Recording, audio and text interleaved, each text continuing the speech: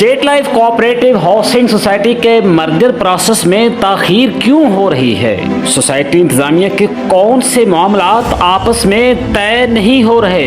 एक बार फिर development charges क्यों मांगे जा रहे हैं? मैंने आरजी को क्यों छोड़ा? मैं डीएचए के साथ मर्जर पर बार बार जोर क्यों दे रहा हूँ?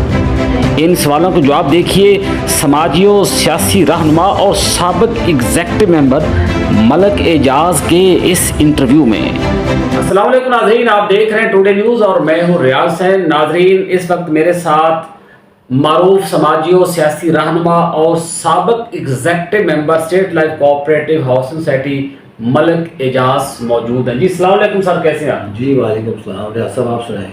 मैं बिल्कुल ठीक हूँ। आप हमें सबसे पहले एक सवाल का जवाब दे दें कि 2 जून को इस सोसाइटी की एसजीएम हुई जिसमें लेक सिटी के साथ मर्जर का फैसला हुआ और करारदाद पास होगी, मगर आज 40 दिन हो गए, सवा महीना हो गया, अभी कुछ डेवलपमेंट नजर नहीं आ रही। तो ये क्या कहानी क्या हो सकती है? मुमकिन तौर पर इसके डिले होने की वजूहात आपकी नजर में क्या है? आप तो मामला पे बहुत गहरी नजर रखते हैं। रियाज साहब, आपका क्वेश्चन बहुत वैलिड है। जैसे कि 2 जून को ये एक फैसला हो चुका है कि ये अब 1, 2, 3, 4 रोज़ में कुछ डेवलपमेंट सामने आना शुरू हो जाएगी, जो कि नहीं आ रही। लोग मेंबरान काफ़ी इसमें इस इशू को लेकर परेशान हैं।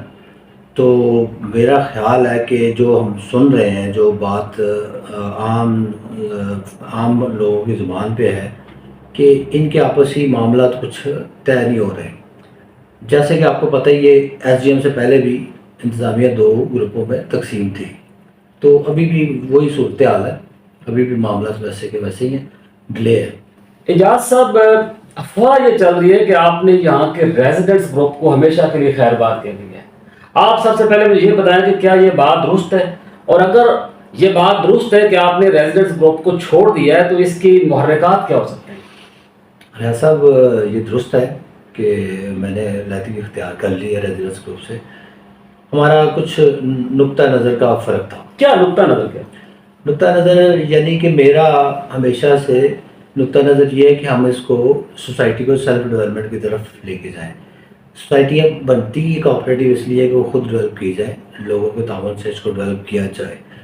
और अगर हम नई सेल्फ डेवलपमेंट से नहीं हो रही तो मेरी हमेशा से विश रही है कि हम डीएचए के साथ मर्जिंग पे जाएं।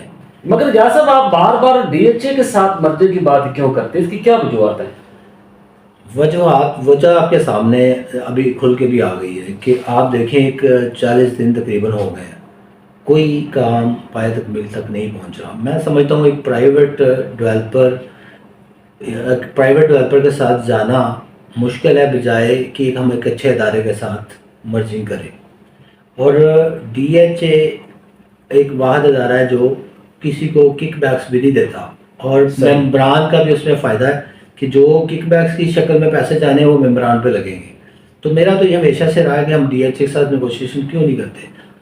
पहले जब डीएचए के साथ गए हैं तो हमने डीएचए से 20 मरले मांगे हैं। अब तो हम जगह भी कम दे रहे हैं मेंबरान को। अब डीएचए इससे अच्छा रिटर्न दे सकता है। डीएचए आपका ये मेन जो है ना इख्तलाफ था आरजी के साथ।